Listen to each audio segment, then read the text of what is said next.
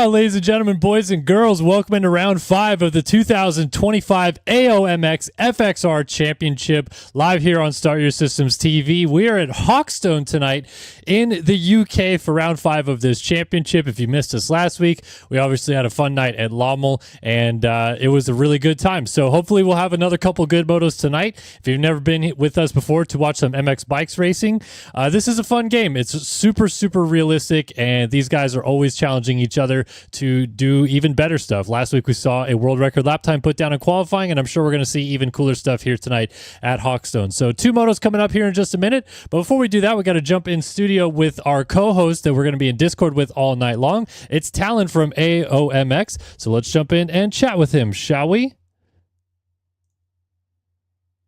All right, now in studio, back with our guy Talon. Round 5 of the championship. Talon, are you excited? Yeah, excited. Halfway through this thing, it's gone by kind of quickly.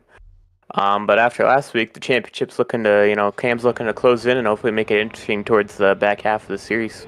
Yeah, if you weren't with us last week, the championship definitely got a little bit more interesting. Bad week for our championship leader, Brad. And Cam obviously had a really good week, so it closed that gap down a little bit. But it's not just Cam. There's a few guys that could get up there and mix it up with these guys, huh? Here's a few washed. Looks to be, he had a good streak of podiums there after unfortunately missing signups. Basically, last minute, he texted us a minute after signups closed that he missed them for round 1. But after that, he's basically been on the podium every moto except for Moto 2 of last week. So, he's looking to close in. Chase is back after missing 1 round. So, and he's looking to get some redemption after unfortunately losing that SMX title in aerial. So. And he also set the fastest lap time in qualifying today as well. What was that lap time? What are we looking at for qualifying here tonight for round number 5? Yeah, so Chase qualified P1, like I said, in a 52.8, one of the few guys actually riding the KTM over the Yamaha. And then it was TJ in a P2 with the 153.1. And then Cam P3 with the 153.1 as well. Wash P4 with the 154.4 and KFC in P5 with the 154.4. So everybody's really close here. Obviously Chase kind of spreading it out a little bit with that fast time, but other than that, it's all kind of close down the board. You got a bunch of guys that are all kind of grouped together from the top 5 to the mid pack and so on and so forth. But it's looking to be close racing, especially with kind of a tight racetrack that we have here today of Hawkstone. Yeah, let's talk about this racetrack, Hawkstone. It was met with some rather mixed reviews when it was actually selected tonight. And for those of you tuning in for the first time to the FXR AOMX Championship in MX Bikes, basically what happens every week is a random track is selected 1 hour before the race, and then 30 minutes before the race, these guys go in and get 20 minutes of qualifying to try to do the best lap that they can. So no one really knows what exactly the track is going to be up until that hour point before the motos, and Hawkstone was selected. A little mixed reviews, but why do you think that is, Talon? I think it's because, well, one, I do believe this is a old track. If I am correct, this is the 2023 track that it went off of because it was ran for the 2024 preseason. I don't believe they updated it for this year. Again, I could be wrong on that, but being a little out of touch with the game and not playing it as much. But there's that, and also this track is known to be kind of, not as wide as most people are used to with the GPs of this year and the AMA tracks, but I mean it can provide some good racing. A lot of it is only 2 to 3 lines per corner, which can make an inside-outside or a lot of switch passes going on, which I think might provide a little bit better racing. But obviously, with not a lot of room to work with, it can also create a lot of crashes and a lot of people going down together. Well, with not a lot of room to work with, I'd have to imagine it comes down to a good start, as we talk about pretty much every week. Lommel as well. Last week, a good start was necessary. How do you rate this start, though? Uphill, first turn, right-hander, and then it kind of falls off to the right, so it's a bit of a tricky one to get right by the looks of it. Yeah, as you can see, the gate's pretty wide, and then it come down to that first little, uphill, and it kind of gets about chops it in half, it looks like, so. And then you got a tight right-hander. So, I mean, if you're there first and you're able to hold the inside, I think you're going to be good. But if you're kind of that mid-pack, you could get kind of shoved if you're on the outside. Or with having such a tight turn and people probably checking up to hold that inside, you could also run into them, causing more cast. So just depends on where you get. I would preferably try to go probably gate probably 15 because that gives you kind of a straight-on shot. But most of these guys, you might see them going far inside to just have that inside leverage over everyone. Yeah, the inside gates do look pretty tough. You're going to be up against the banners pretty quickly, but it is nice to have like that leverage like you mentioned. This is a different soil type, obviously, this week than what we were at last week in Lommel, and the results definitely did not go in the favor of our championship leader, Brad. So do you think that this is a soil type that he would bounce back on? Is Brad good at these types of conditions? I feel like it can. Obviously, we've seen it all year. He's been pretty consistent up there. We finally... So I guess to kind of break in his armor or, see him some mistakes at Moto2 in Sweden that you unfortunately had to miss. And then also last week in the sand, like you said, it just could not get anything going moving through the pack. He did have a good start, I think, Moto2, but then falling back again. So I think he should be able to, have the pace to run with these guys. But like I said, with the skinny track, it might be difficult for him to find a way around, which is looking to be his kryptonite here, is getting around people when he's stuck in the back early. Yeah, so we'll get an eye on Brad, the Evoque Matrix Yamaha here, still our championship leader on the 104. See how he's able to do tonight, but a lot of other heavy hitters ready to do battle. And we'll get racing started here in just a moment. Moto 1 coming up, and this is a 2-moto, 1-class format. So we're not going to have 250 and 450 tonight. It's just the big dogs letting them eat. And really, some of the best players in the game show up every single week thanks to the prize package available. Obviously, you guys coming through FXR are part of that as well. And it's cool to see some of these real big, heavy hitters showing up here every week. Yeah, it's awesome to see all these guys, showing up. Obviously, as you see down the leaderboard, we got a lot of big names. Obviously, TJ, Washed, Coxie, Chase. We got Brock, Reed, Dizzle's in there. He's had a couple top 10s, luckily for him. But yeah, we got a bunch of fast guys in here, and it kind of makes the racing all tight and really good to watch here.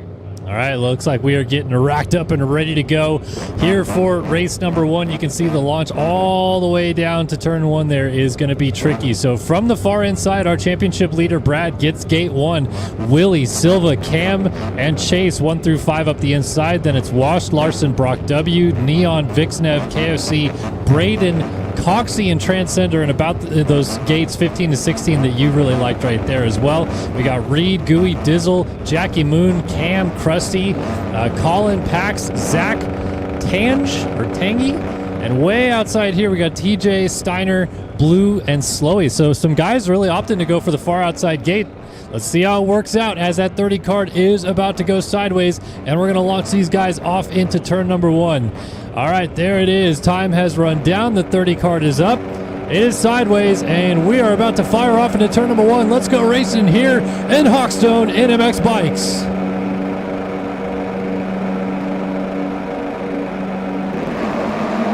It was a long hole to the gate, and it's those guys up the inside that you mentioned that are going to get to the corner first. They're going to push a little bit wide, but it does look like Wash from about gate 5 gets the whole shot and gets away with the early lead. He's got Brock W, Vixnev, TJ all right there with him as Brad comes across in about 5th. I think a good start would see if you could hold it on unlike last week, but Brock looking down the inside of Vixnev actually goes down, getting stuck on him, and it looks like it collected Brad back there too. He's getting run into by everyone behind him. A big carnage, a lot of wrecks over that table because of it, and now Brad with that good start is kind of falling back, but luckily he didn't go fully down, so he's able to pass through people, battling with another guy, colliding with him, almost going down again.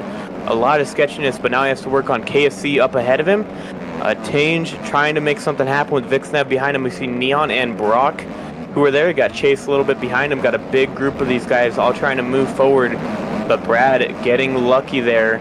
And it looks like someone trying to escape is Washed, who got the really big luck out of that one from all that carnage. Yeah, we're still deep in the pack here as we're watching Chase and TJ try to work together in this group of 5 or 6 riders, and Chase gets shoved off the track, and TJ goes down, gets taken down again as Chase gets back on. So all the chaos in the mid-pack right now is absolutely insane on this opening lap of the race. We'll go up to our leader, though, going up the big Hawkstone uphill on lap 1. Washed at the very top of the hill leads the thing, and then it is KFC just ahead of Brad in 2nd and 3rd. And look at this land rush. Vixnev, Brock W, Neon, Chase, Tangy, Slowy, Reed, Cam way back here, Colin, Zach, Coxie, and then TJ coming through in about 15th place right now. Actually 18th place for TJ.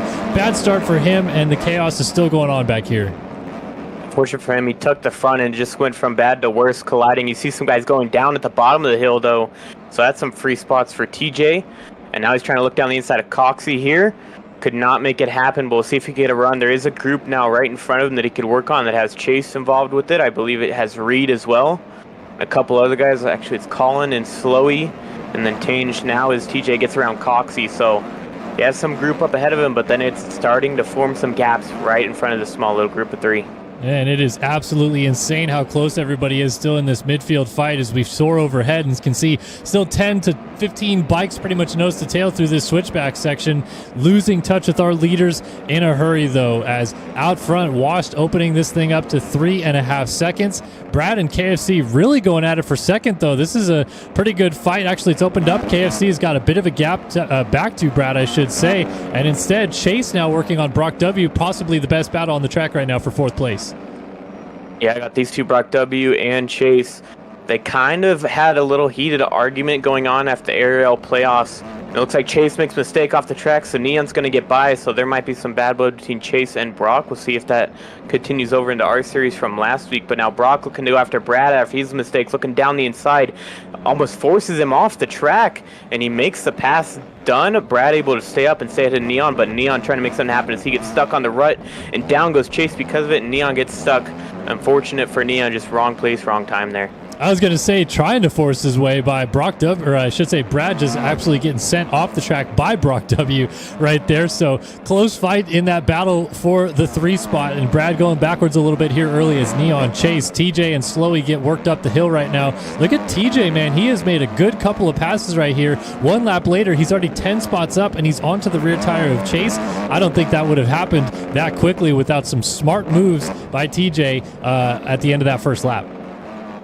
TJ, I believe he did win in the EU MXGP championship for the 450 class, so he knows his way around these MXGP style tracks, and he still has Chase right in front of him with Neon, who we'll see if he holds up Chase or if he could keep pace with him, but Chase looking to make quick work of him, even though we still got 25 minutes left in this moto, with TJ actually having to run, looking down the inside, but backs off of it as Chase finds a second gear there and trying to make work of Neon right in front of him. And if you're new to MX Bikes racing at all, there is plenty of mistakes still to be had throughout this race. Guys crashing, and those fall-off crashes, not quite as long as MX Simulator, but still long enough to really throw you off your game. And especially if you get up flustered, you could crash once, twice, or even 3 times as TJ gets kicked sideways in those ruts and goes down. Doesn't lose a position, but does lose some time. And then Chase pulls up alongside Neon. Looks like he was able to get the pass done to move up ahead into the 5 spot on the track, but it looks like some penalties already coming in here. How is this track actually, Talon, with cuts? Like, are we going to see some real big numbers with these guys just kind of hugging the edge of the racetrack?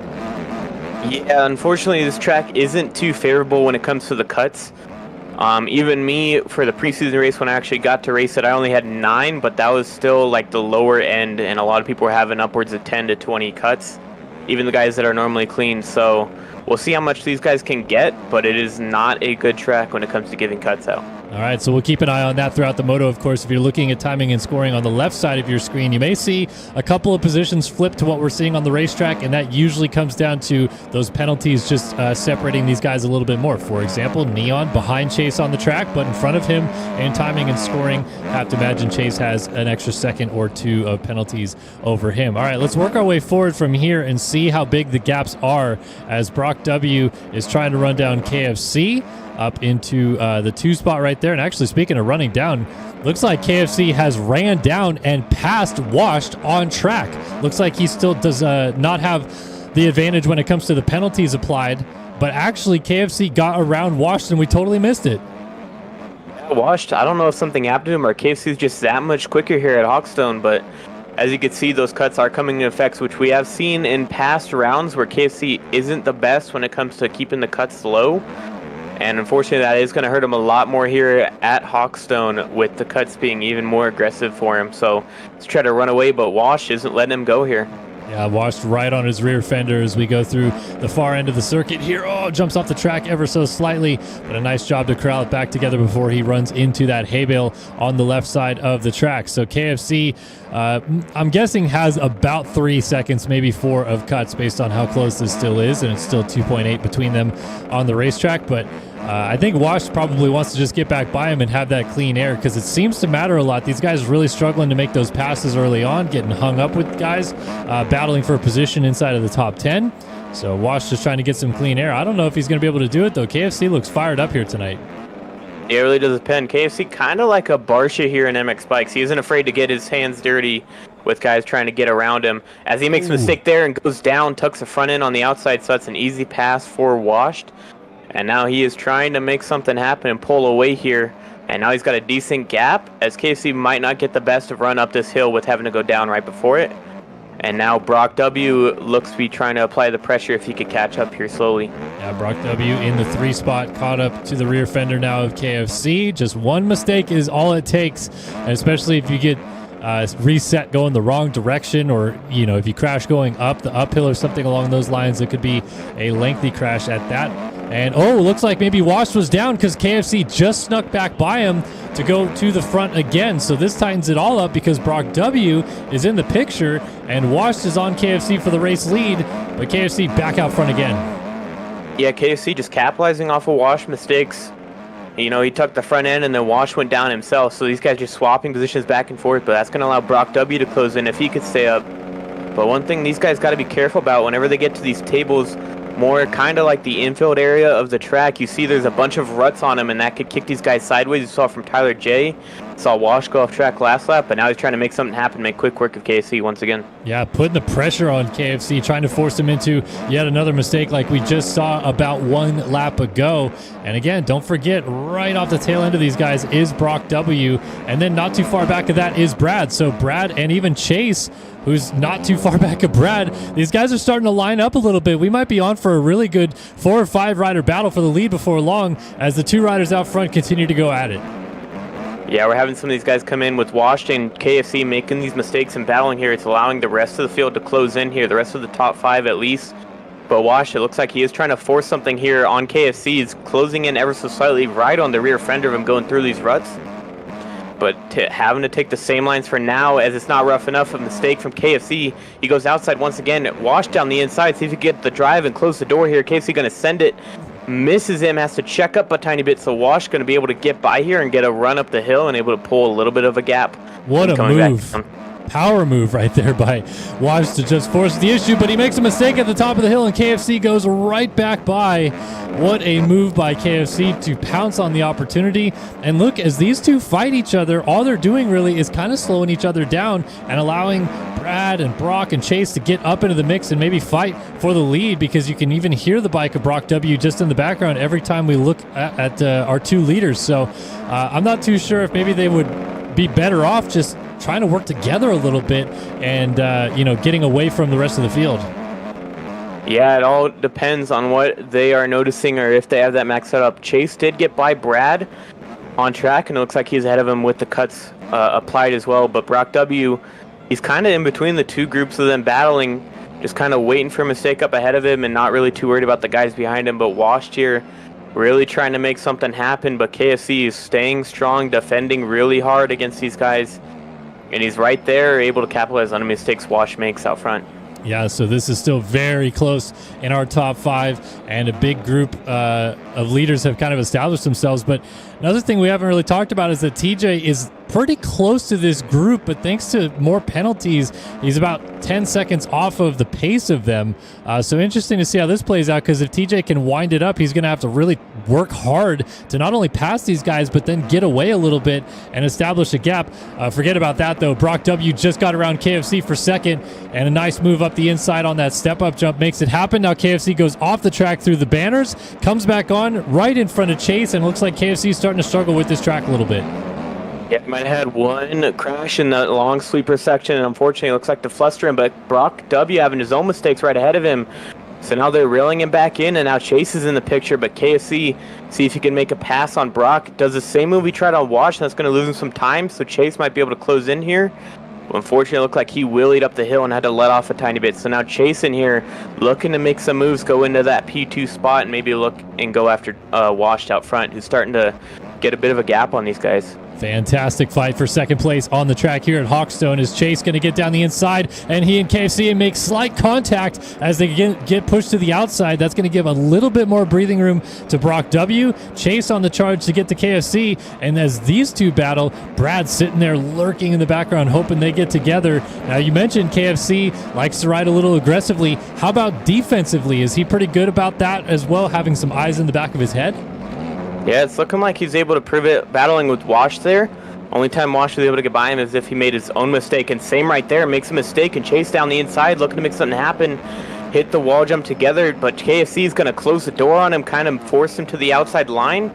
But Chase backs off and tries to square him up and cannot make it happen. So KFC playing good defense there and able to stay ahead of Chase, even though Chase is trying to make everything happen. Noticing in chat someone saying that Slowy ran out of gas and he's dropping down the orders. So that's pretty early in the race to run out of fuel. I think maybe rode it along wrong setup there. Tough break for Slowy as he drops outside of our top 20 positions. Oh, man, and look at Brad and Chase still going at it. KFC just up the road of them. This is really good, close action. And you know what? Wash made a mistake. Brock W was on him for the lead. 5 riders nose to tail here. Yeah, Brock able to close it in. Wash mistake still once again. He's always able to get out there, and he's down once again, washing the front end. So Brock W is going to get by, see if KFC is able to make a shot at it. He cannot. You see Slowy there on the side with running out of gas. Brock W mistake. Wash getting by. And now we have a full 5-rider pack here as Brock W goes down. And unfortunately, that's going to make him get out of it. But KFC looking to make a move on the right-hand side up the hill. KFC up the inside, got it into the side of Wash, and Wash just withstood the pressure like a brick house, pushed him down, and kept on going to get back into the race lead. So it's now Wash from KFC and Brad as they come down the hill. That bike up the screen just a little ways is a lapped rider that you guys can see. So they'll disappear behind these trees, come back into action. It's Krusty, who's already coming up to be lapped at the halfway point of this race. Wash goes by, KFC goes by, very nicely done by Krusty. Chase looking him up the inside of Brad, can't quite get it done. KFC all over Washed again for the race lead. I don't know which battle to watch, they're both fantastic. Yeah, Chase was able to get by Brad as he made a mistake up the hill, and now these two are battling side by side. And Chase able to close the door on him. As you see, KFC, small mistake, able to lose touch. And Chase now ahead into third place ahead of Brad. And so now he might be trying to make something happen as the lapper goes down in front of him. Able to luckily not take anyone down, and he moves aside to let them all through. Yeah, so now you can see overhead Chase moving into third on the racetrack again. Timing and scoring has him in second, so a little bit of penalties there for the guy KFC in the 2 spot, back to 4th for this situation. Wash leads, though. Has it on track and on timing and scoring. Now the chase is quite literally on for Chase to try to close the gap down up to at least KFC, push through him, and maybe go try to get Wash in the lead of this race. But as we approach the halfway point of this, I just am so impressed at how close these guys are staying. It seems like every time someone gets in the lead, that mistake closes them right back together, and still it's about 5 seconds separating our top 4. It's very close racing from him, and actually, KFC goes down, so Chase is going to get by into P2, and now he has to set his sights on Wash, who looks to be taking small, tiny mistakes out front. But Chase, he's looking to make a charge. He went from 5th all the way up to 2nd now in this group, and he has 14 minutes and 2 laps to make something happen. Yeah, so we'll keep an eye closely on this battle between Washed and Chase up front, but there is KFC going by in the 3 spot. Now it's TJ, Brock W, and Brad all coming to the top of the hill together. And it looks like a better battle's brewing between Brock W and TJ as they try to dispute 4th place on the racetrack. Now, Brock W picked it up after falling, trying to battle for the lead, and is putting the heat on TJ, enough so that TJ lays it down in 4th place. Uncharacteristic mistake for TJ. Yeah, just unfortunately got too far on it that inside, and it just washed the front end out from under him. I hate to see it, but that's kind of common here with these off-camber turns in MX bikes. And unfortunately, that's going to let Brad ahead and Brock. So he was up to 3rd off of KFC's cuts, but now he's fallen down into P6 and has to reset and try to go back after him, as Brock is basically tied with KFC with cuts. So the battles continue inside of our top 5. It looks like it's kind of stabilized a little bit, although Chase is certainly reeling in Wash, and that is going to be the fight to keep an eye on for the next couple of minutes here. Now, who do you think has the upper hand on a racetrack like this? We've seen what Wash has been able to do out front. The little mistakes have hurt him, and Chase is definitely cooking right now, but is it as simple as Chase just going faster, or do you think Wash has something in the tank here in these last 13 minutes? I think it really depends. These two were battling in the SMX playoffs, and Chase, he might have a little bit more pace, but it really just depends on how much defense Wash is going to play here. As Chase looking down the inside, or how aggressive Chase can be. We know he has that Moto 2 pace. We've seen it almost 2 weeks in a row where he comes out and wins the second Moto.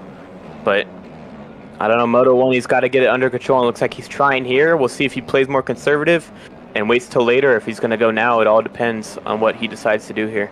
Already seems like these guys are bouncing around quite a bit on this racetrack. Now, again, speaking from experience, it sounds like you've had a little bit of time on this track in race format. How brutal do these bumps get? They look gnarly to start with, but these guys are really getting kicked around already.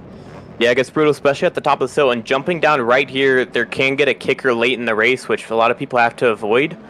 But it's really at the top of that hill could get really sketchy and have a lot of kickers from all those braking bumps. Everywhere else, it kind of mellows out, but it's really up there and off these tables where you see all the ruts. It's just, there could be tiny notches in all these tiny little ruts, and it could affect your bike one way or another. But these guys are the best for a reason, and they're able to hopefully work around all that stuff. And we'll see if setups play a factor in it or if they just got to move through. One thing I do want to point out, Cam, I believe he qualified second or third there. He's up to 8th. I believe he did have a bad start this moto, so he's slowly working through the field. We'll see how far up he could charge on these guys. Yeah, and he was one of the several people in chat earlier that was voicing his displeasure with having to race this track, and right away gets taken out off the start, so I'm sure he's been just a little bit upset this entire moto, but maybe he can channel that into a better second moto performance coming up here in just a little bit. Still watching the back end of Chase, and I will say it does seem, as soon as I mentioned Chase seems to have a little bit of speed in hand, Wash has kind of picked up his pace, opened this thing back up a little bit. I've not seen many mistakes from Chase. Obviously Wash has really settled down out front once again, and it seems like the speed that he was trying to find in his fight with KFC is now coming around late in this moto. Yeah, it looks like he's trying to bring it back. Maybe he probably settled down, got the heart rate down. Oh, we see a lapper down. Luckily, his bike did not bounce into the way, as Chase probably got a little nervous from it and went off track because of it. So that's going to cost him some time. But I think Wash, after leading for so long, he probably settled down, and we'll see if he could hold this pace for the rest of the moto. We've seen him a couple times this year end up, unfortunately, tossing it away towards the final coming laps. But, you know, Chase still trying to put on a charge. We'll see if he can make something happen and work way back forward after that mistake. And for those of you that were just watching along with me, that Cam that was just lapped is not the Cam we were talking about in this championship fight. He is down in P9 on the 29 Moto Academy Yamaha. So we'll maybe go back and check him out in just a second. Wanted to see if this battle materialized, and it kind of seems like it is not. Wash has really started to figure things out, and we'll come back to it in just a minute. Here is the gap, though, back to KFC. Still running third on track, but it does look like Brad has him on penalties as he runs fourth in line. TJ still up inside of the top 5, just ahead of Brock W, who is going down on screen right in front of us. Tough time to hit the deck for Brock W. And then we got ourselves a bit of a gap. So the front 6 really opened this thing up, and at one point in time they were all kind of battling for the lead, but it's a bit of a gap now back to Steiner, who comes through in the 7 spot on track. Looks like Neon is keeping things pretty close to him based on penalties, but definitely not close to him on the racetrack. Steiner's opened it up a little bit, and then we'll finally go all the way back and find Cam, who we were talking about just a minute ago. Actually, Transcend looks like he is in front of Cam now. Or did I miss Cam? I believe we missed him. Yeah, he was ahead of Neon on track right now. Oh, okay, so sneaky little Cam right here finding his way ahead of Neon on the track, but behind him on penalties. And so, wow, playing into the hands of Neon here a little bit. He's not ahead of either of these guys, but he's been very smart, I guess, about staying on the racetrack, because Cam and Steiner both have quite a bit of penalties by the looks of it, because Neon isn't even on screen, and he's still right in the mix with them when it comes to the battle. Yeah, only 2 seconds back is Steiner, so obviously keeping it close, but it all depends if he has that pace in the roughness here. He is normally a 250 rider. I believe he is going to, or he's going to be trying to ride for the MX2 class for designations for his country, so like I said, normally a 250 rider, maybe not used to the 450 and how it handles in the rough stuff, but, he's making it work, and actually Steiner went down ahead of him, and Cam and them are getting a little tangled up in front of him for that P7 position. Yeah, I just noticed Steiner went down right before the bridge, was off track, comes back on, and now he and Cam are set to battle it out a little bit here for what is essentially 7th on the racetrack. And Cam goes down, lays it down on the inside right there. And you mentioned MX Bikes of Nations coming up very soon. Very excited to see how that plays out. Great Britain, the defending champions of the race last year, going to try to get it done again, of course, at Ironman this year. What are some expectations for that? You think Great Britain's got another chance to get it done?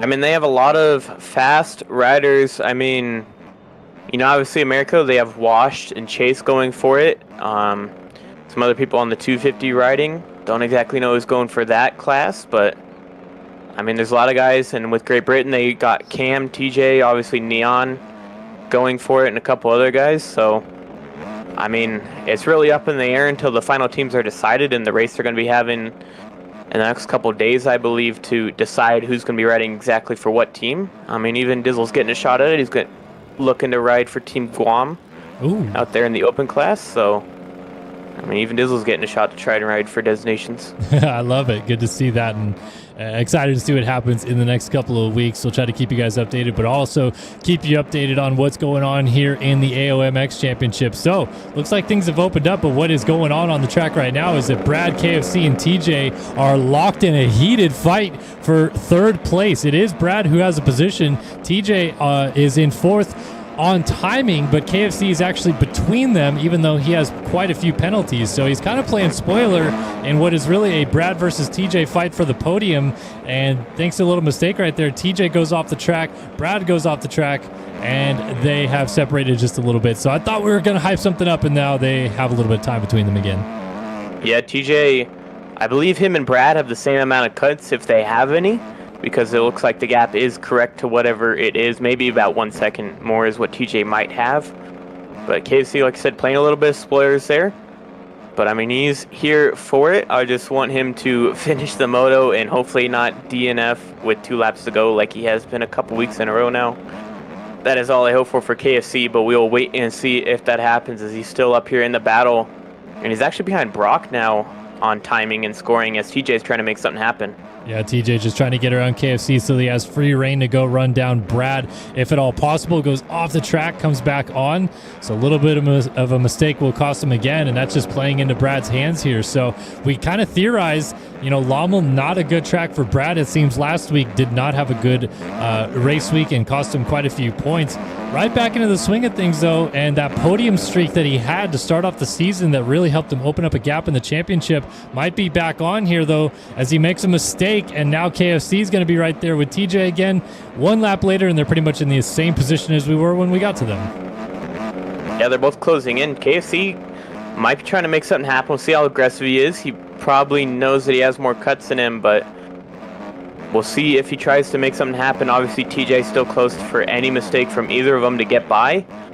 But right now, they're all just kind of in a stalemate, all just following one another through this treacherous track right now.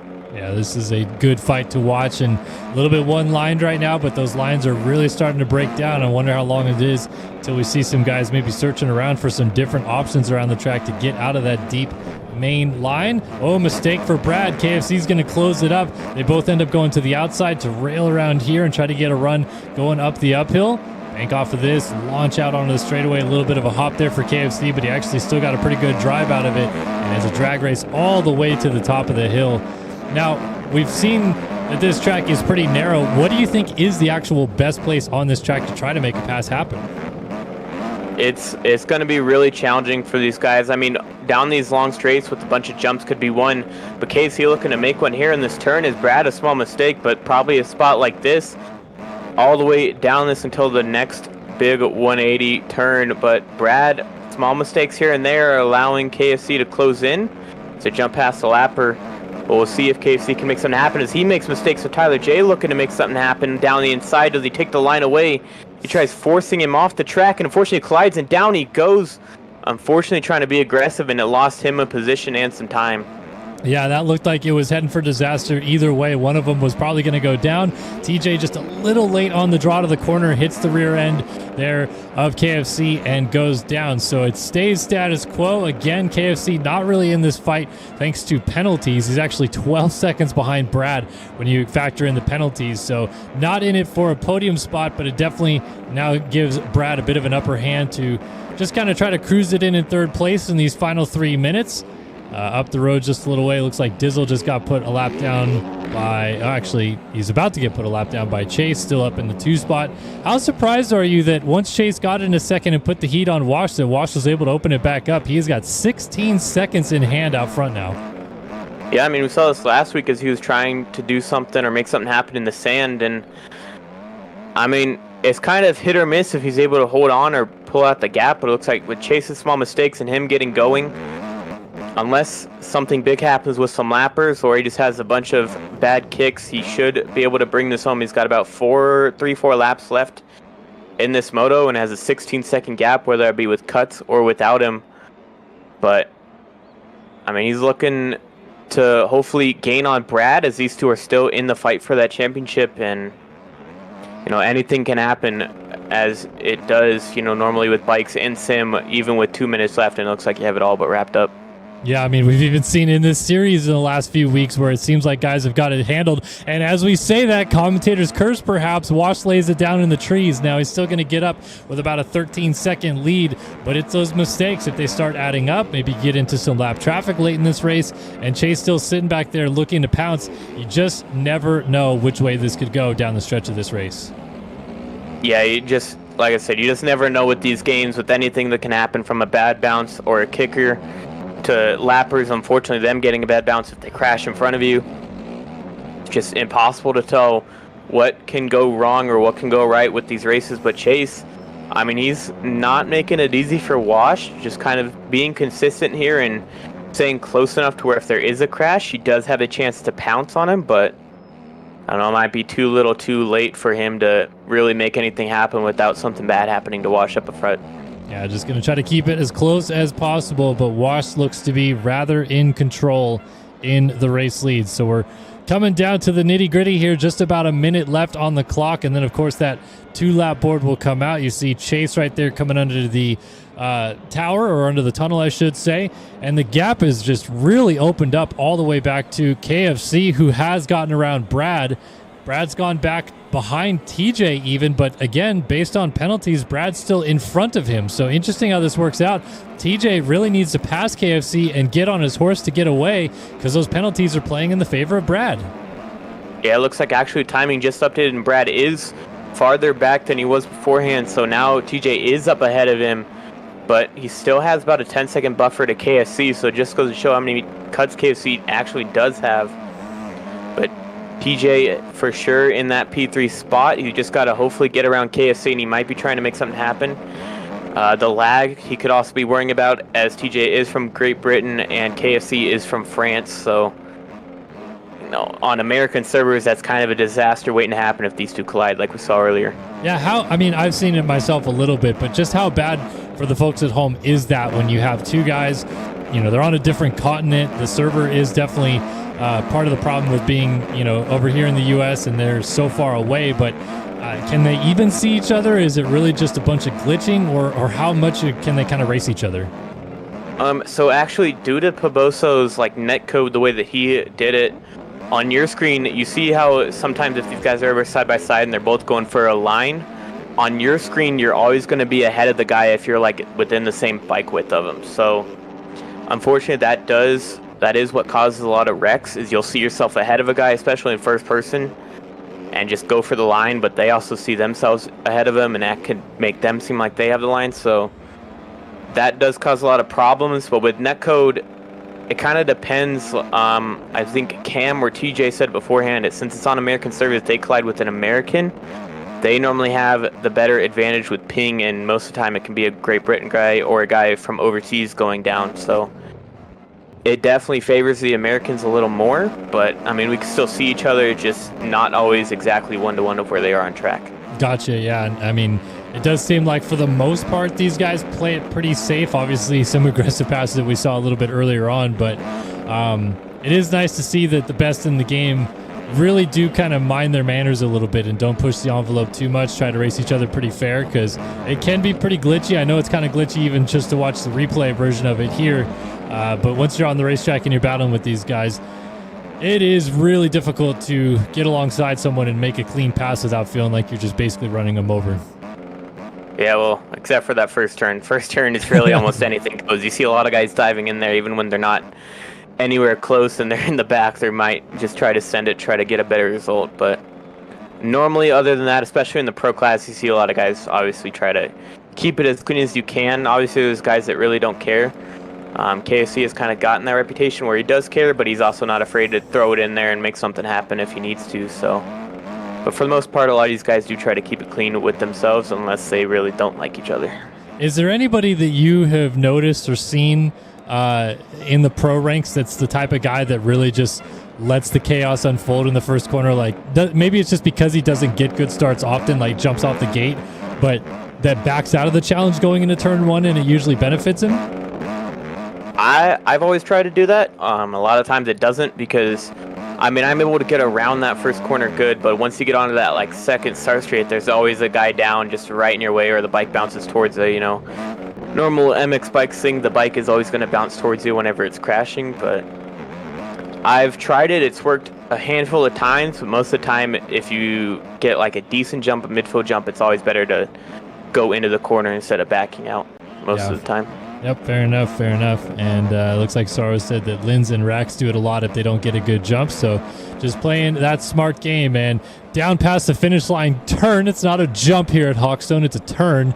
And onto the last lap goes Washed. He has walked away from Chase and the rest of the field here at Hawkstone and really lit it up in the last 10 or 15 minutes of this race. Very, very solid performance by Washed here to really kind of pull this thing together.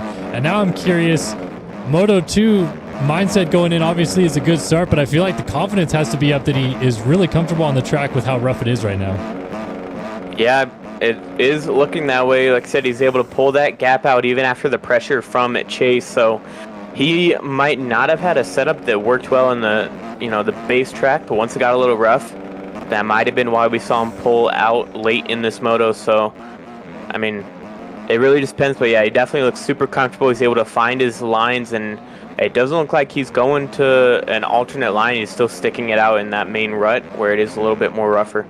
Yep, just scrubbing through these back sections, staying right in the smooth stuff into this corner. Dealing with some lappers. Looks like we're going to lap up to about 12th to 13th place in this moto, so we'll keep an eye on who remains on the lead lap and still has a lap to go around. Looks like Zach just up the track is about to go 2 laps down.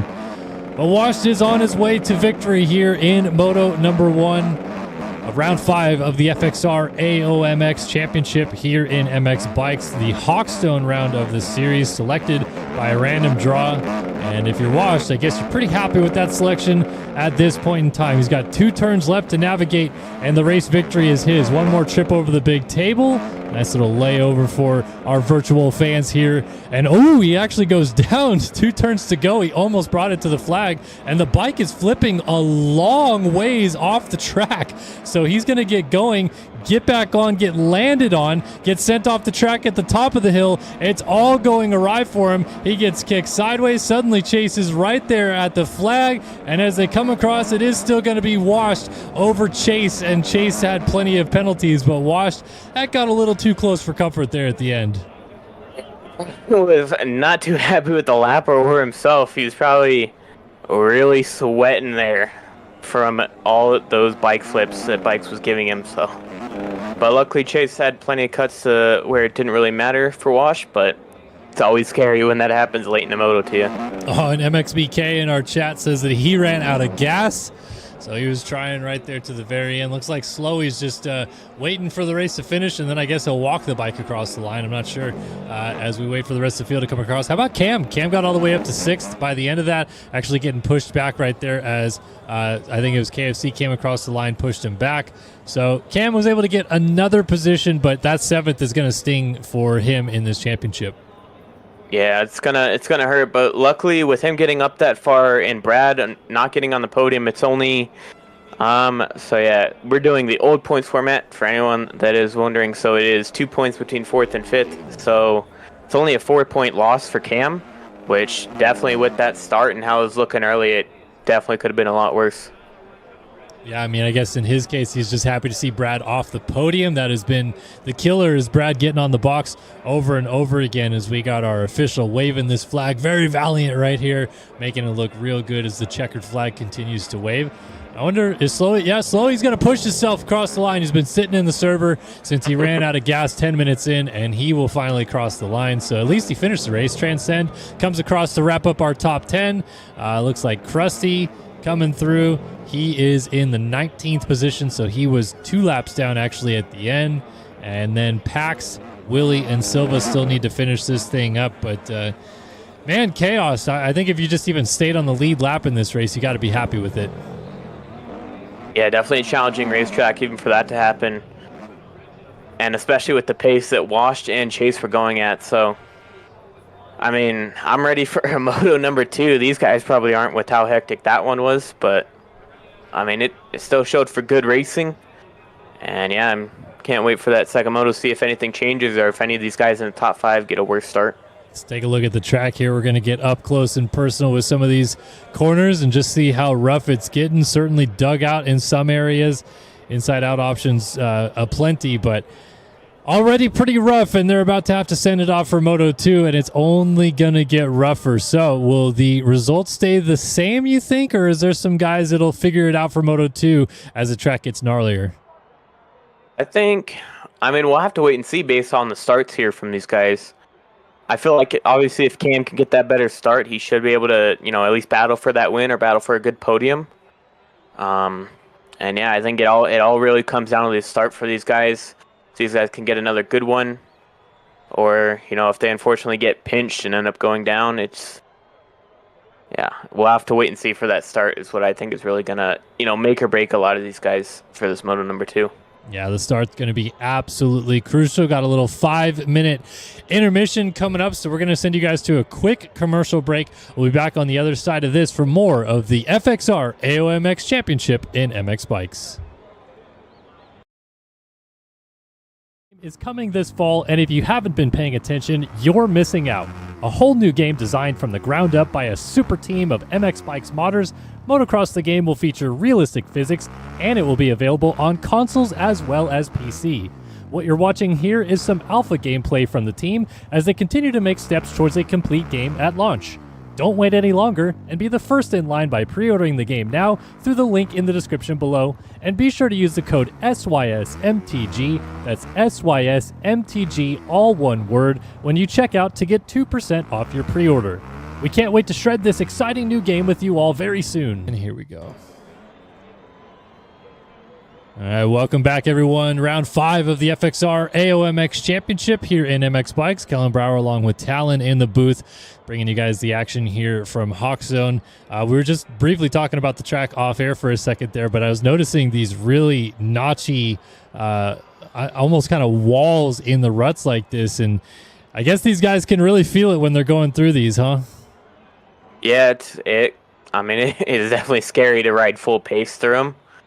But if you don't, obviously with how, kind of edge they are, square edge, triangle edge, I don't know however you call them, but if you don't go full pace and your suspension is constantly like moving or kind of staying a little flat, kind of like how you take whoops, it's going to catch you and just send them, which might have been what happened to Wash, trying to go a little slower through these ruts, and it might have just caught him there, and that's what tossed him towards the end of Moto number 1.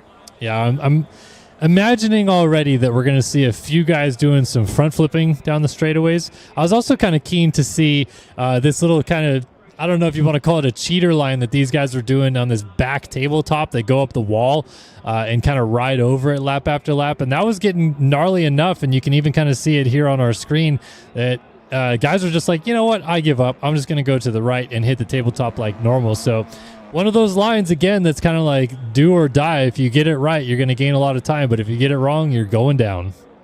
Yeah, it's definitely a sketchy one. But, if you look at the takeoff of that small little table head on, it goes straight into a wall, which I feel like a lot of us have done whenever we first got this track, just send it right into that wall. But climbing that wall, I don't know if it gives you cuts or not. I'm guessing it doesn't, since these guys are hitting it. As you see, Reed give us a little demonstration. But yeah, they're able to climb up it, and you see a lot of them are still hitting the tabletop. But a lot of these guys are able to, fully clear it, and you see some tire tracks on top of it. So, I mean, it just really depends, but it can be super sketchy, especially wall riding something in bikes. It's a lot of times it could kick your rear tire out, and that what can kick these guys over the bars trying to make it happen. Yeah, and obviously if you're in a battle, that is the worst time to feel the bike kick out from underneath you, and obviously not what you want to do. We got a quad hanging out on the outside of turn 1 right here. Someone parked their quad in a very inopportune position. Anyone goes down on the outside, they're nailing that thing as Cam's practicing his starts. Oh, yeah. Saw that going into turn 1 there. Yeah. One thing I did want to point out on the start, if you get kind of low, it's kind of hard to see with all the shade, but on the far inside and the far outside, you can see where it kind of raises, which can also mess these guys up, as the raise isn't like beyond the fence or on the fence, it is right before it. So these guys might not be able to see that heading into turn 1, and that might be what caused a lot of wrecks in that first moto. Yeah, well, like you said, up the far inside is where pretty much most of the fast guys will want to go, and that's where we saw the whole shot come from about gate 5. But when they all push wide and all the chaos coming from the outside at the same time, it just creates a recipe for disaster. It is a pretty narrow first corner overall. It's not a very wide first turn. I think it tightens down to, I don't know, give or take, maybe 20 bikes could squeeze in there side by side from 40. So definitely want to have a nose on the field, because otherwise you might get pinched off pretty bad. Yeah, it's definitely, this might be one where it does benefit you, where if you back out, but obviously with it being so skinny, the bikes can go flying all over the track, and that can make it a little difficult. So, I mean, it can be challenging to get through this first corner unscathed, but if you do, like we saw those guys in the top 5 to 10, obviously it definitely benefits you, as most of those guys did finish in the top 5 to 10 by the end of the moto. All right, here we go. The call has been made for Moto 2, about to head out onto the track. Just taking a quick look at the Pack EMH bikes, looking pretty sharp right there, and get a quick look at where everyone's lined up again. Brad gets the far inside gate. Wash to hole shot the first moto, gate 4 right next to Chase. So there's 1 and 2 in the motos right next to each other. And we go down the line, see where everyone is at, see if anybody really tried something different. We're seeing Jackie Moon, Gooey. Oh, TJ, he's way out here. So TJ just going to go ahead and try to get the hole shot from the deep outside. You think that one's going to work? It might be a little close. Also, Cam, I see him finally loaded in. He's second gate from the inside, so I don't know if that's where he was first moto, but we'll see if he changed anything up and if it'll help him up in this second moto start as well. We'll see if TJ can make something happen around that outside. All right, well, let's see where the start comes from in Moto 2. Everybody looking around at their competitors one last time as that 15-second card goes up. It's going to go sideways, and we are going to be racing here for Moto 2 at Hawkstone. Round 5 of the AOMX FXR Championship. Moto 2 is off and running. And it's a land rush into the first corner. Looks like it's coming up the middle from Brock W. Maybe he is there first, but Wash pushes him wide. I think Brock W. got to the line first, but it's Neon who sneaks up the inside to take the whole shot officially over that tunnel jump. 3 wide as Wash shoots into the race lead, and he's out front once again. Yeah, watch another good start. Neon shooting up there, and Cam is actually P5 off the start. Dizzle's actually battling with him back there. And you see Steiner trying to move forward down the inside, and Neon tucks the front end, goes flipping, and he takes Brock W with him. But you see all these guys coming through. Brad is able to get by TJ. So you're 1 and 2 in the championship. Got a P3 start and a P5 start of Brad and Cam. And it's looking to be a good race as Cam trying to make a move around the outside of Steiner here. Yeah, Cam has got to be way more stoked about this. I guess those practice starts paid off, huh? Just figuring out where he's going to come from on the gate and how deep he can go into the corner before he lets off. So Cam comes through up into a good spot in second place as they're going to come in, check in on lap number 1 here in just a few minutes. Steiner a little bit better start as well. TJ is up here. A name we did not quite see right at the sharp end, but he's in 9th is Chase. So he's got some work cut out for him to get back into a position, especially with all these fast guys out front. Chase kind of had the opportunity to get up there and get away. I think it's going to be a little bit tougher for him in Moto 2. Yeah, it's going to be very difficult for him to move forward. Brock W actually goes down right behind Dizzle, but Chase trying to move forward to this top group, And like we were talking about in the beginning with lag, a lot of these guys all from different countries, especially in this top 5. You got Wash, who lives in North America. You got Cam from Great Britain. Steiner, who is from Norway, I believe. Then we have Brad from France. And then Neon again from Great Britain. So a bunch of different countries up here that can make it very difficult with Neon and TJ battling up here trying to catch up to Brad. We take a look at everyone going up the uphill on the first lap, and we'll head back down to our leader Washed, with Cam still hot on his heels. Now, we didn't get to watch Cam a whole lot in the first moto. Obviously, was quite buried, but how do you think he fares with a better start? Do you think he is in a position where he could just go with these guys, or do you think he was maybe a little bit off the pace, and that was also part of the problem in the first moto? Yeah, I believe he might have got sucked into some guys, sucked into their pace a little bit from the guys in the back, and that might have hindered him from coming through the pack. But as you can see, he does have the pace to come out and win this thing in battle with Washed up front. And, he has open air now. He doesn't have to worry about anyone behind him. It looks like Steiner might have made a small mistake. So now it's Washed and Cam out front 1 and 2 with a little bit of gap to the rest of the pack. All right, so we'll see how that develops with our 2 leaders getting away from everybody. Brad moves up to 3rd with that crash from Steiner. Neon 4th. Steiner back to 5th. TJ 6th. Vixnev 7th. And Chase now around Willie into 8th. So keeping an eye on the main players here, and they're starting to find their way to the front, as Washed and Cam starting to tighten up a little bit already. I feel like Cam might actually have a bit more pace in hand early in this race. Washed had it at the end of the first moto, but I also wonder if Cam might have an advantage from having to make so many passes. He also knows where some of the smooth lines are on the track. Yeah, it can definitely help having to come through the pack, knowing the alternate lines that are quick. And it's looking like he might be taking some. Obviously, they're not going outside there, but you saw Wash already taking that in moto number 1. And Cam following him, unfortunately losing a little bit of time coming up to the top of the hill here. But, I mean, now he's able to sit back and watch Wash, see if he has any lines that are quicker than him, or if he knows he's faster and just tries to make a pass. Yeah, just going to sit in his shadow here maybe for a little bit, try to figure out where Washed even might be a little bit faster, because he didn't get a chance to see what these leaders were doing. He was in some fights of his own. One is in to the outside right here, just following him through as they go into this big tabletop, and going to see where he can figure out a passing opportunity. What would you do if you're in his situation? Would you try to follow for a little bit and see where those lines are, or do you want to try to get that clean air?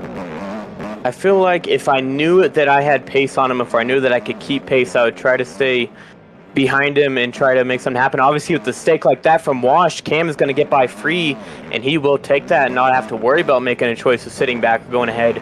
But now he has to worry about Wash maybe finding some of his lines that might be quicker, or he might have to worry about just pulling away and hopefully never looking back, and hopefully Wash cannot attach a rope to him. Yeah, that was interesting. Crash by Wash. I guess just must have slid out, but the bike ended up all the way around the corner around the tree, so he was down for a little bit there, but interestingly enough, doesn't lose too much time. So now Wash the script is flipped around a little bit here.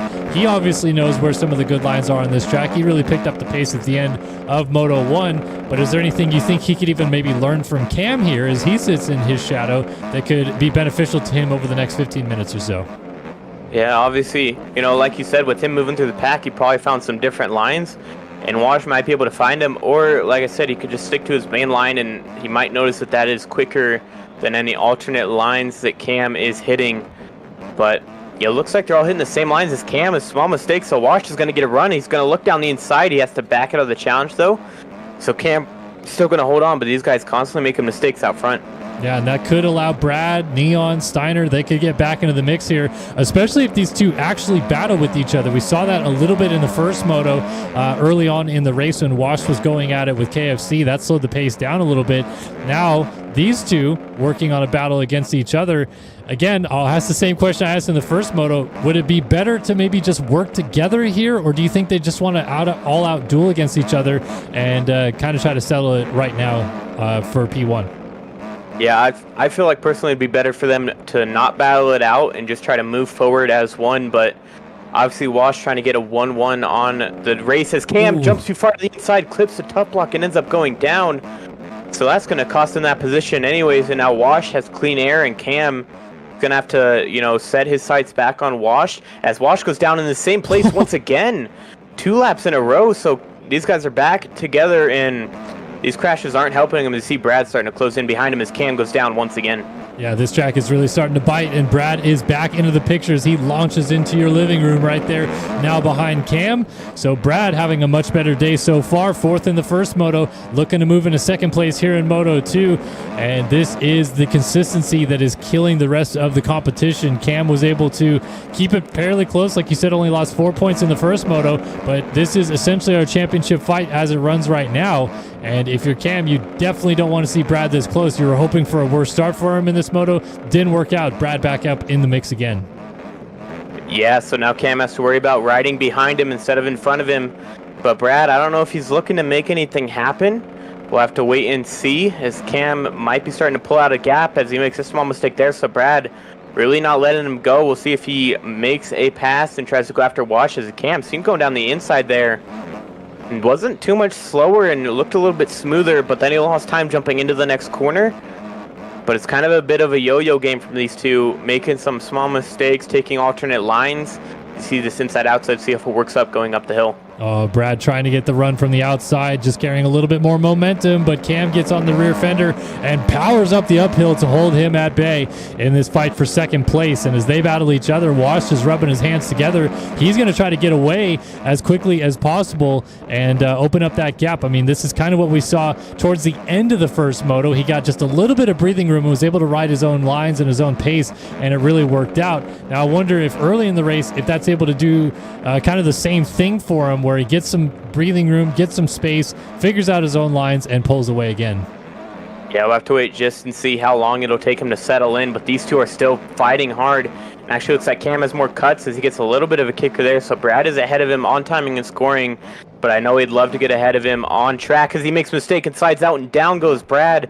The Cam all in the clear now, and now he has a little bit of breathing room to probably set his sights back on Wash, as it looks like he is slowly starting to close in there, whether it's mistakes or just raw pace from Cam. What do you think it is about that section? I mean, I can see that they're bouncing off like an outside wall every lap, but that's now bitten 3 or 4 different guys that we've seen going through that section, and it doesn't look like it's that tricky of a section from overhead, but it's got to be something in there that these guys are hitting we can't quite see. Yeah, well, actually, just saw Larson go down. There is a bit of a pothole there, kind of where they're banking off, where they probably were Moto 1. There's just a bit of a pothole, and it looks to be just sort of taking their bike out of their hands, or maybe making them laid over too much trying to ride the wall. So, yeah, I don't know. It may be just MX bikes thinking they're going to ride the wall, and it just slays them down, and they end up clipping their head on the ground or something, and it ends up taking them down. But that's my best guess as to what's happening there. But, you know, obviously if these guys can figure it out, then it'll definitely help them out and not have to go as slow through that section to try and avoid it. Yeah, we'll see if they can figure it out. Looks like maybe Wash just had another mistake out front. The gap is back down just a little bit as Cam is closing up once more. So Cam does have penalties, like you mentioned, a little bit more than Brad and Wash.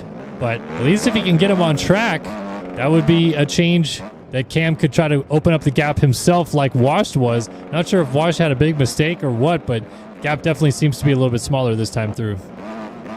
Definitely Cam closing in slowly but surely, as it looks like Wash was struggling to get out of that corner there as well.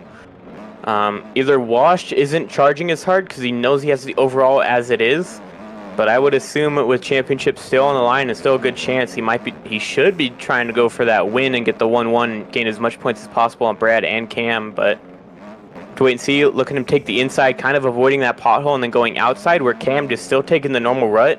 And it looks like it's not really messing with him too much, so that's what's probably helping him gain as much time unwashed as he has been. I was going to say, I wonder if Wash at this point is really trying to use that advantage that he had in the lead to explore some different options and try to find those smooth lines as opposed to just hammering the same ruts over and over again. Little mistake right there. Cam hammers the inside rut and almost pulls up alongside, and is through. Wow, Cam stayed quite a bit lower. Didn't expect to have the pass happen right there, but he makes it quick and gets into the race lead. Yeah, he kind of, and washed down. He tucks the front end landing. Bike just went out from under him, and that's going to cost him a bunch of time. Luckily, Brad not close enough. But, I mean, Washed, unfortunately, just could not stay as low as Cam there. And, you know, obviously, like we were talking about with that crash, obviously if it happens 1 lap in a row, you're going to be kind of thinking about it. But 2 laps in a row, and you could tell he was kind of taking it a little slow in that section, allowed Cam to close in because that section's definitely got to be on his mind, and even more with all these big ruts here. And unfortunately, it cost him a crash, and now he's almost lost touch with Cam. Yeah, Cam already has a lapper between he and Washed out front as he officially takes over the lead on corrected time. So still has those penalties to think about if Cam, or I should say Washed, gets it close again. Meanwhile, battle for third is on. Steiner has gotten around both Neon and Brad on the track, not in corrected time though. And now Brad has TJ and Chase getting into the mix with Neon in the middle of them as well. So TJ and Chase may be trying to work together to get to the front, have done a terrific job to even catch this group. And now the pressure's on as TJ tries to get around Brad. Yeah, TJ definitely trying to get around him quickly, like I said, for the championship here after unfortunately only being able to beat him by one position last moto. So, I mean, TJ, he's looking to make something happen, trying to be aggressive here, but he's got to be careful because obviously Neon and Chase, who we know have pace, are right behind him. Yeah, this is going to be a close fight between 3, 4, 5, 6 basically on the racetrack altogether. 7, I guess I should say as well, because obviously TJ is in this group, and on corrected time he is in 7th on the racetrack, but he is all over Brad as they almost come together coming down that hill. TJ tries to shut the door around the outside and gets the pass done. What a power move by TJ on the MRC Pack EMH Yamaha. And now he has some clean sailing, trying to run down. That's a Steiner just up the road as well. So now Chase has to go to work. He's up the inside of Neon trying to make a pass. They come together, and they're both down. Actually, somehow Neon stayed up. Chase goes into the leaves off the side of the track and went down big. Yeah, one of the few times I think the lag actually favored Neon there. But, I mean, you saw with that pass with TJ, he looked super comfortable in that section that was, hindering a lot of people. So whatever him and Cam have got going to figure out that section, it's working really great and helping him pass a lot of people. That is Steiner up ahead of TJ, but now as Brad actually got back by him, so now Brad, making quick work. Looks like he's quicker everywhere else, but coming from that top of the hill almost back down into this infield section, TJ looks to be a little quicker.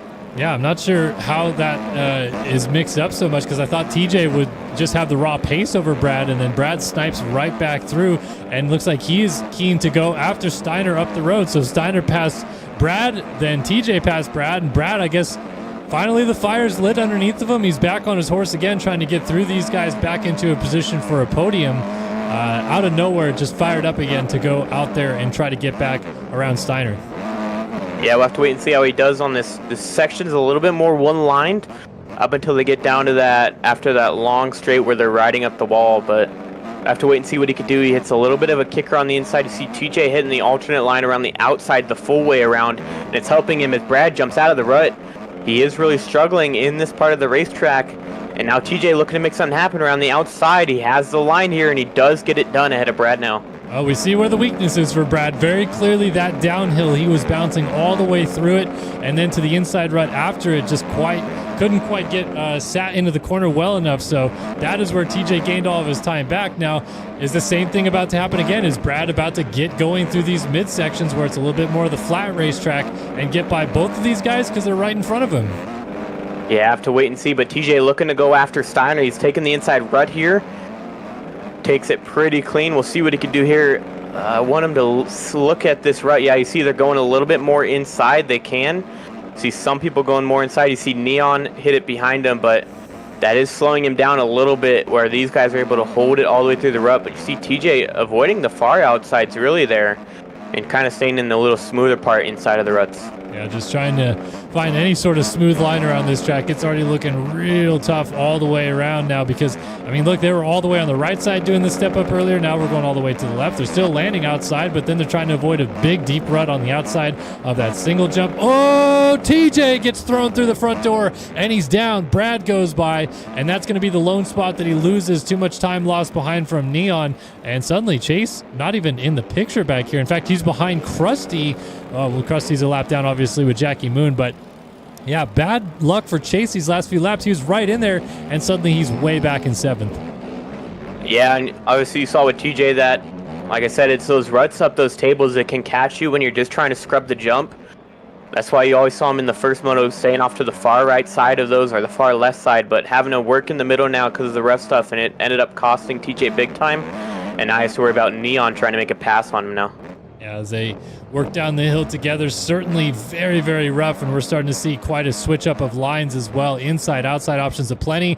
And look at that. Neon tries to go for the big line down the inside, bounces pretty roughly through him and goes down. That's going to allow Chase to kind of close up a little bit more. Not quite there just yet.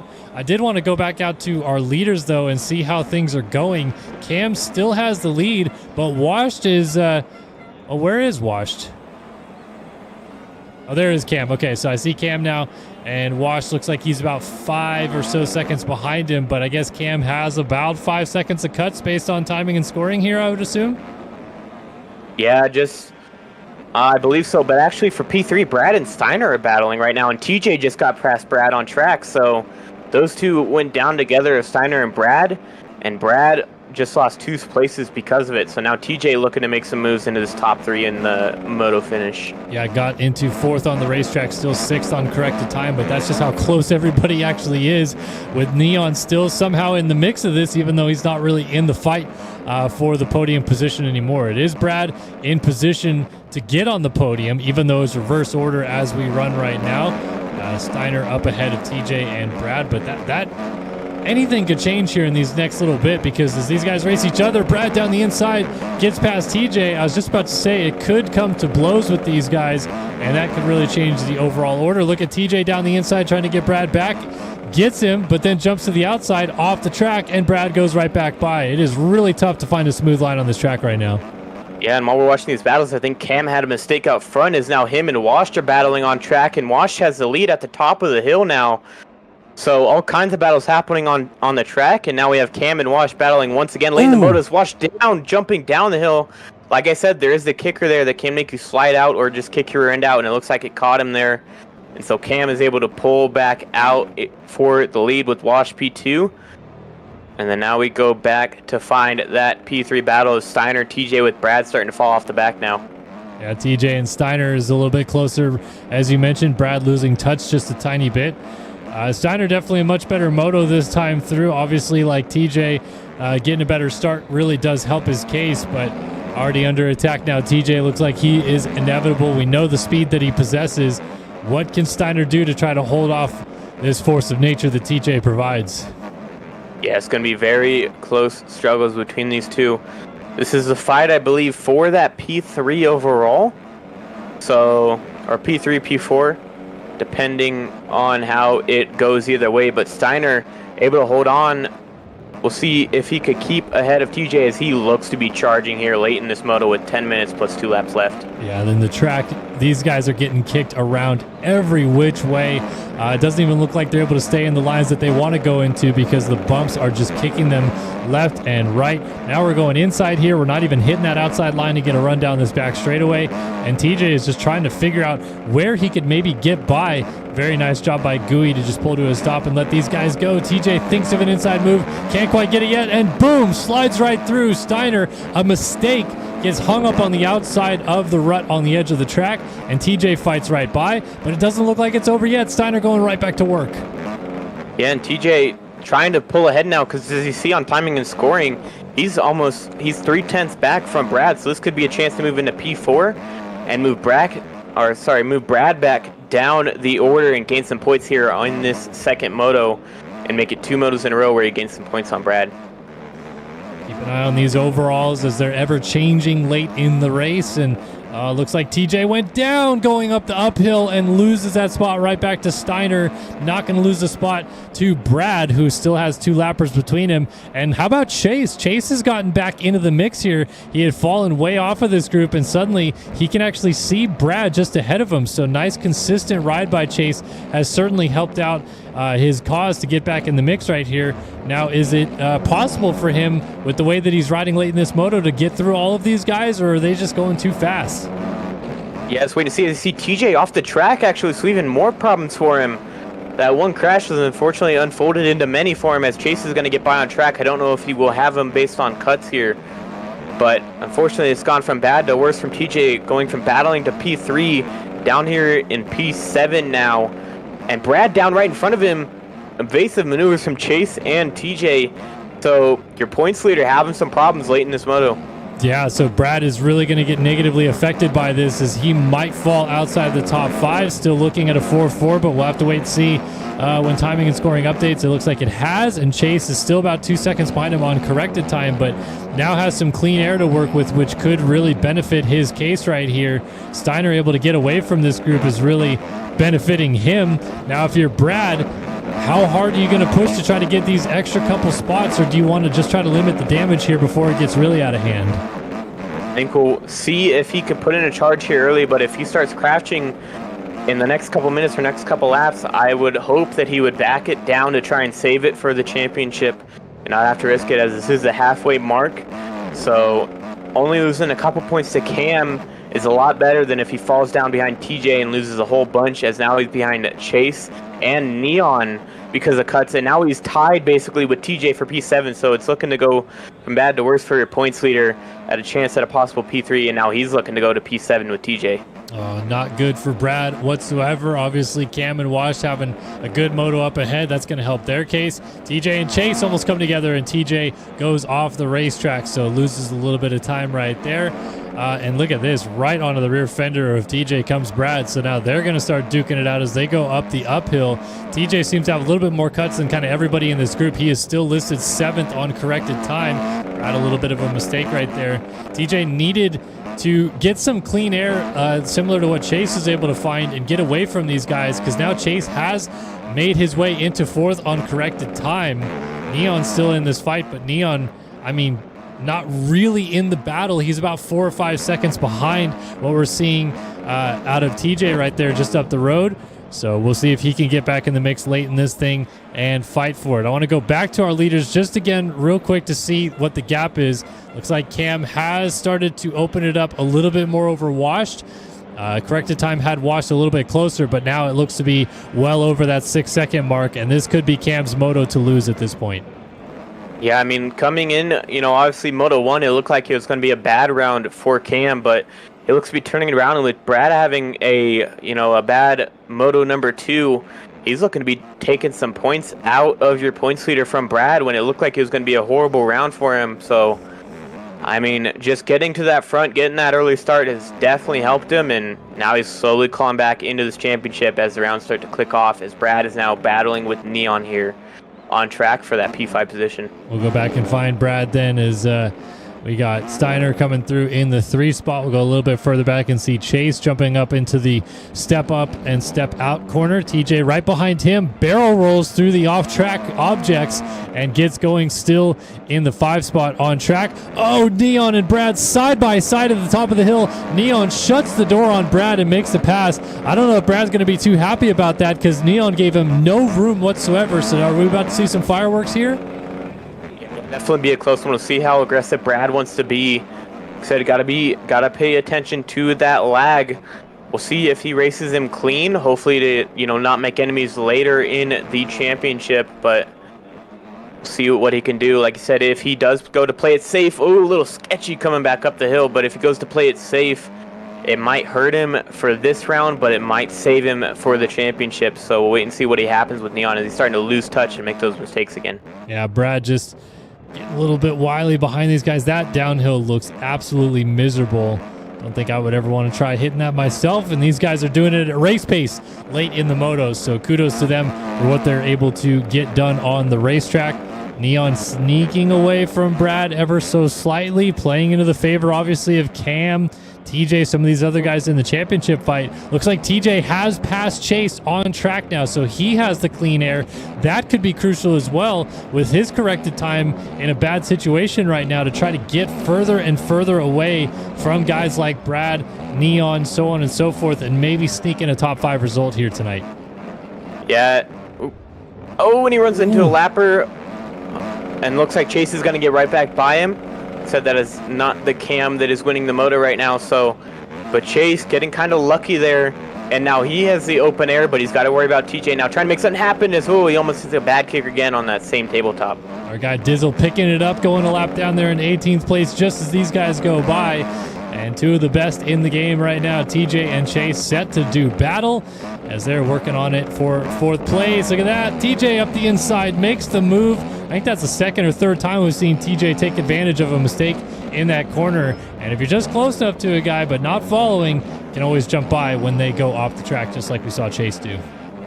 Yeah, I do want to point out, looks like we missed it, but Wash got around Cam for the lead up front here.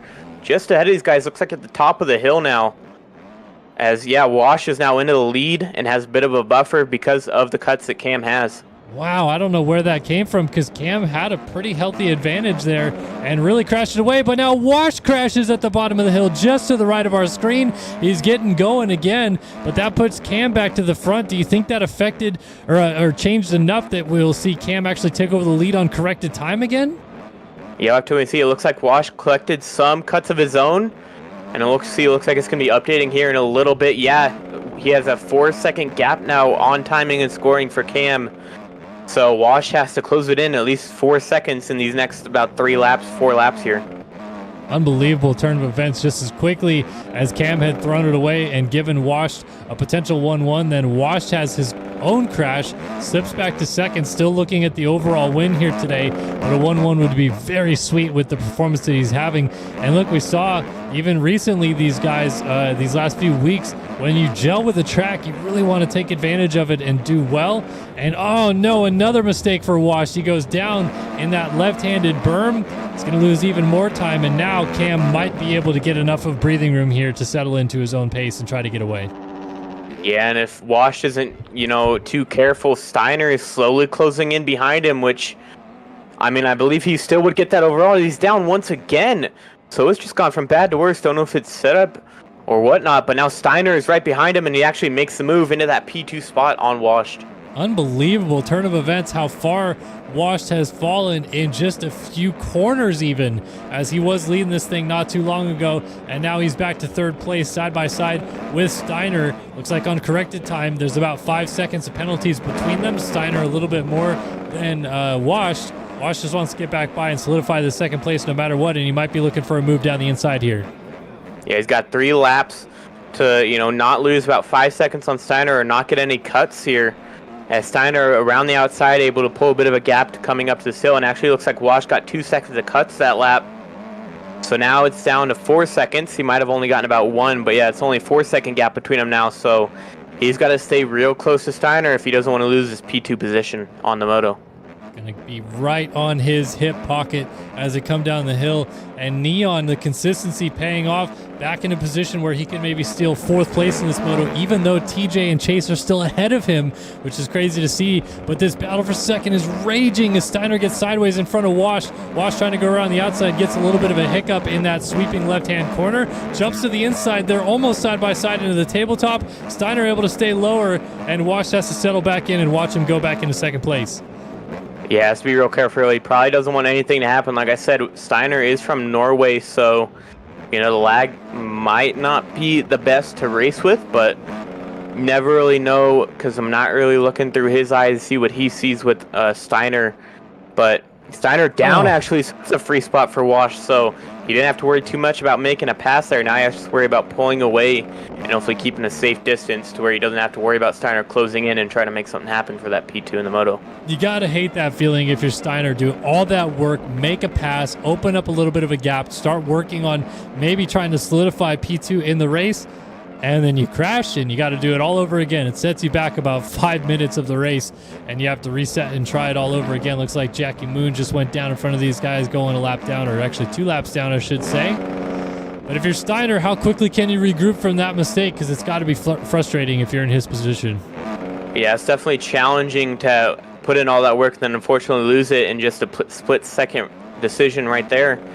But, he's got to quickly put it away and not really think about it. It looks like he is doing that and trying to keep pace with Wash as he's losing a little bit of time. But Wash, a small mistake at the finish line. And now time has expired, so they got 2 laps for this battle here as Steiner's looking to make a run up the hill. Let's see if he can get that drive down up the bottom and getting on the rear fender.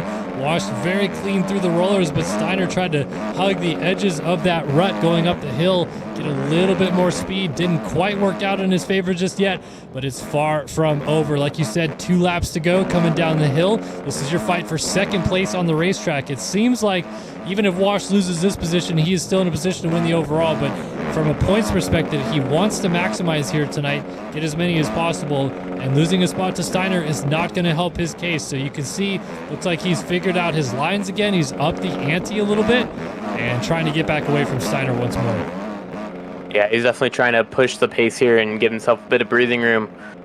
Steiner, I mean, he might be trying to make this pass happen. I don't know if he knows it, but I believe this would be, if he makes his pass, it would put him into P3 overall, but actually goes down, tucks the front end, and loses it late, so you hate to see it. But yeah, right now he's sitting P4 overall. Behind Washed, Cam, and TJ, I believe. Man, he crashed so hard right now. Crashed so hard from that front tuck, I didn't even see him in the crowd. He just disappeared, and I was like, uh-oh, did his game crash or something? But all good, still gets up in third. Speaking of TJ, now he is hot on the heels here of Steiner trying to close this gap down, and this is a good late surge for TJ as well, trying to double up on 2 podiums in each of the motos. Yeah, definitely trying to, make it happen back-to-back and gain even more points as you see Brad has fallen down into 7th. Got a big enough gap to not have to worry about going down into 8th with these 2 laps to go. Coming to 1 lap to go, coming to the white flag, but TJ, I don't know if he might make something happen with Steiner. We'll have to wait and see. He does have a lot more cuts in him, so we'll see if he knows that. That will depend on if he tries to make a move or not on him. Yeah, actually, it's only 2 more seconds. Ooh. Oh, but down he goes right there. Oh, and then he's stuck in those deep ruts on the outside right there. I was just about to ask you if you think he gets aggressive with him, but I guess it is now a bit of a moot point. So we'll see Steiner open that gap back up. Steiner's still kind of within a shot to maybe go run down Wash, but it is all Cam out front here in Moto 2. He has picked it up after a frustrating 8th place finish in the first moto to charge back forward, get into the lead of this one, and run away with it in Moto 2. Now, do you think he's going to be happy about this result in the end, or is he just going to be mad that the first moto couldn't have been better?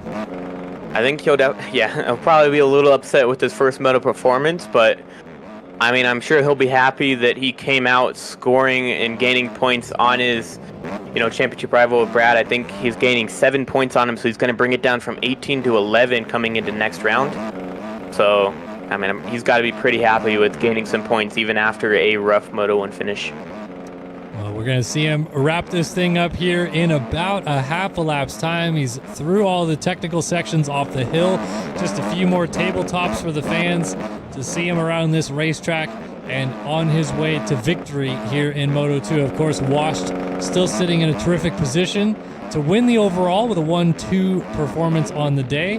And we'll be able to talk to some of these guys post-race on the podium debrief and see what they thought of this racetrack, what they thought of the race, and what they think of this championship fight. And Cam, though, you responded. You gave it everything you had in Moto 2. You're able to gain points back on Brad, even is going to gain points overall on Brad on the day with this win.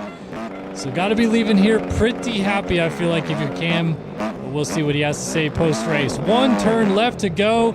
Cam gave a little nod to the lapper that just let him go by, and he's going to give a nod to the fans as he comes down to win Moto 2 here at Hawkstone. Cam gets the job done. Going to be enough to land him on that podium overall as well. Good news there. We'll be able to talk to him in the post-race debrief as Wash comes across in second. Steiner there in third. Looks like Kobaha a few laps down going by. TJ ends up in the 4 spot right there as he goes through the flag. And then Willie, tough day for Willie. I expected a little bit more out of the SBX Performance number 27, but 14th and a lap down in this one. Chase able to get all the way back to P5. Salvages a good second moto after all the chaos that he dealt with there. Now, will Neon get close enough to pass him? Brad does not. Brad stays 6th. There is Blue, and here is Neon. He does get chased by 0.2 of a second to end up inside of the top 5 in Moto 2. That is going to grind Chase's gears a little bit, I'd have to imagine. As our guy Jackie Moon saw him a couple times, he comes across the line in 20th. But how about Neon? He hung tough that whole moto and it gets rewarded with a top 5. Yeah, definitely. Just not getting any cuts really showed to help him out there.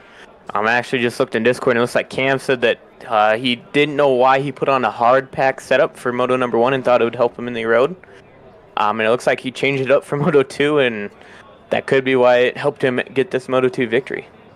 Well, we'll talk to him about that in a minute. I'm curious to see how difficult it was to deal with that hard pack setup.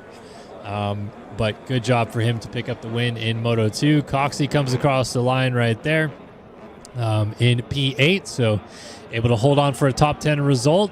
There's Larson, and then Gooey coming across as well. Krusty, Zach, and Transcend, last man on the lead lap, rounds out our top 10, and that is, I still got one straggler back here. Colin? Oh, he's going to stay on the lead lap, or was he lapped down and he's just doing one extra lap? I don't even know. We'll see, though. We'll give him his due. The 888 machine of Colin coming down to the line. Off cuts. Yeah, maybe off cuts he was probably a lap down, but gotcha. On track he wasn't, so he got to do that extra lap. There you go. Last man on the lead lap. Colin ends up P11 in the moto. And remind me again, what is our podium after this? Because it was pretty split, right?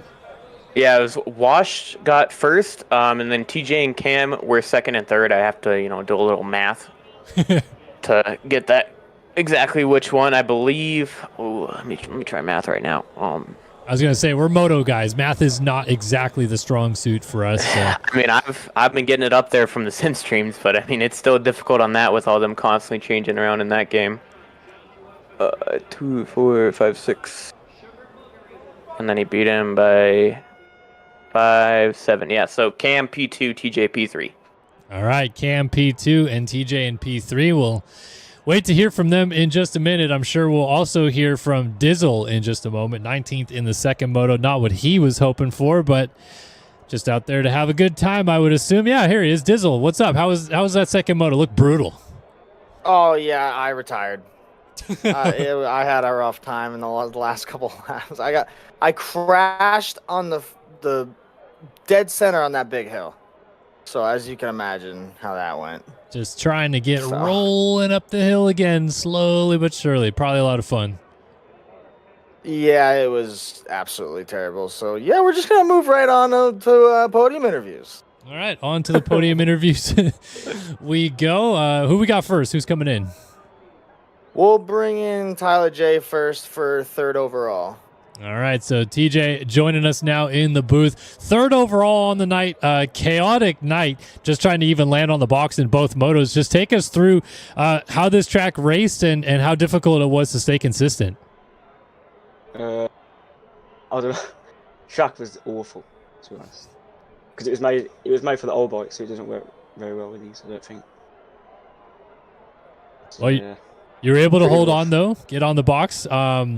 Just, I guess, talk to, the battles that you were having on track. We saw you there mixing it up with Neon, Chase, Brad, all that second moto. And even the first moto, you ended up with some of the same guys. Yeah, hectic. Proper hectic. And you can't gain time on that track either. It's just consistency. And I had nothing. No speed or consistency. There was a couple times where you got some clean air, and it seems like the mistakes really bit you. You talked about the consistency on this track. Was it just down to the downhill in that section or two after it that was really eating you up? Because it seemed like it got you once or twice. Yeah. It's just, and the jumps as well. I kept scrubbing, and all the ruts just made me do like spins, land straight in my face. So yeah, it definitely looked pretty treacherous out there. It's still, a possibility for you to get back in this championship fight. Are you even acknowledging that at this point, or are you just trying to go for the race win each time? I don't even know at this point. If it wasn't sand tracks, I might have a chance, but I hate sand. And I'm not very good at sand either. Well, we'll have to see what we get next week, but at least this week, back on the box again. Who would you like to thank for finishing up on the podium here at Hawkstone? Pax AOMX and the Goat Washed. All right. Well, congratulations, TJ. Thanks so much for joining us in the booth, and congrats on your P3 here at Hawkstone. Thank you. All right. TJ getting the job done with a P3 overall, and I think we'll move to our second place overall finisher on the evening. Cam comes back with a vengeance in the second moto to get the job done in the win. First off, just take us through that second moto, the battles that you had with Wash going back and forth a little bit, finally able to break away at the end though, huh? Yeah, it's just survival. I'll be honest. I don't. That was one of them races where you didn't really have control. You just waited for things to happen. Yeah, at one point it did seem like you had it under control, and then you had a couple mistakes. Wash able to get back by, and then as soon as he was back by, he went down again. So just talk us through your mindset switch after that happened. Were you able to settle back down quickly, or were you kind of frustrated with yourself? Well, originally my idea was to try and pull away, but then I realized the track is just way too rough to try and go fast on. So I was just going the consistent route. But then at the end I started putting some good laps down, and to be fair, in the middle I did run a few good laps as well. But I was just kind of waiting, to be honest. Gotcha. It sounds like you maybe loaded a hard pack setup, if I have that correctly, in the first moto, and it didn't quite work out. So how was that, trying to navigate this track with that setup? So I thought this track's not that bad, not like Lommel or something like that. So I didn't think the sand setup would matter that much, right? I went on a hard pack setup, and every single straight when it got eroded was just like, I wasn't moving forwards, I was just going like bounce. I couldn't turn. I went over every single rut. I don't know, it just wasn't a fun time, to be honest. And then I asked Wash for the setup, and he gave me it, and then I was back to my normal self. So I am blaming Moto 1 fully on the setup. Well, you certainly can, because it definitely seemed to change your fortunes in the second moto. When you did load that setup, though, did you feel like immediately this was going to work, no problem, or did you even kind of have a little bit of reservations about how gnarly this track was going to get and how important that start would be? To be honest, I kind of got a little bit of help by the fact that I used a hard pack setup in Moto 1, because the setup was that bad in sand that I wasn't using any E-road lines, so I was just using random lines, and it kind of helped me at Moto 2 because I already knew where the good lines were. Right. Like, there was one point where I passed Washed on a jump, and I knew that he wouldn't know the line that I knew, which was to the far left, because the only reason I was using that line is because of my setup would just throw me over the bars. Being sneaky over there. Love to hear it. Obviously, gain points in the championship again on Brad tonight with that second moto win. So, talk about the championship dynamic. It's starting to get a little closer again. We are so back. So back. So back. Love to hear it. Love to see the confidence as well. Well, again, second overall on the night with that performance, winning the second moto. So who would you like to thank getting you up on the box here tonight at round 5 of the championship? I would like to thank Moto Academy, Alex, the fat one, Tyler J, broke his back again, my goat. Wash for giving me a setup that actually works in sand. I'm not dissing SPX, by the way, just the hard pack did not work in the sand. SPX for supplying me with some great setups that I managed to win SMX with. And Dizzle for putting E-Road on max every single round. Love to hear it. Well, appreciate you taking the time with us, Cam. Go get some rest, buddy, and congrats on P2. Thanks, I'll enjoy work tomorrow. All right, well, that is Cam, P2 on the night, your Moto 2 winner, getting the job done as well. Now we get to talk to the big winner, Washed, with a 1-2 performance, wins here at Hawkstone. Looks like you might be the only person, that actually says good things about this track? Yeah, I do enjoy sand tracks in this game, so. This track did get pretty gnarly, though, in the second moto, and we just talked to Cam about it. He had a bit of a gap on you. You closed it down, then passed him, and then pretty quickly crashed. So just take us through that lap or two where you maybe almost had it again and then threw it away.